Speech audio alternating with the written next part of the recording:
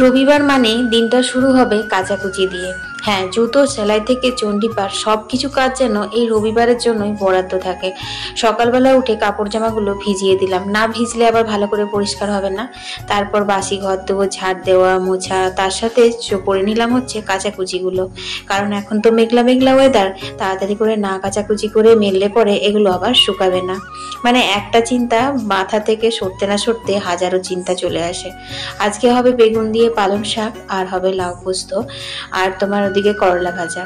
এই তো নিরামিষ। আর আমিষের মধ্যে থলির মধ্যে রয়েছে, তারাও তোমাদের দেখাচ্ছি।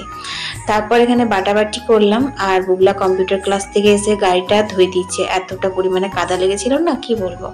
এখানে চিকেন হবে, তার জন্য মশলা রেডি করে নিচ্ছি। চিকেন কষার রেসিপিটা ভেবেছিলাম তোমাদের সাথে শেয়ার করব, কিন্তু আজকে অর্পিতা ডেইলি ব্লগ মানে আমার ইউটিউব চ্যানেলে এটার লাইভ শেয়ার করে দিয়েছি। খেতে কিন্তু অসাধারণ হয়েছিল। নিরামিষ পদগুলো এই যে পালং শাক, করলা ভাজা, পোস্ত, তারপর করেছিলাম হচ্ছে অল্প একটু আহিরের ডাল। রবিবারে কাজকর্ম করে খাওয়া দাওয়া করে শুয়ে তারপর সন্ধে সন্ধে ছেলেকে নিয়ে একটু মার্কেটে বেরিয়েছিলাম। বিশেষ কিছু দরকারে বেরিয়েছিলাম, তো যে দরকারটার জন্য গেছিলাম সেটা কিন্তু আমার হয়নি, মানে সেই জিনিসটা পাইনি।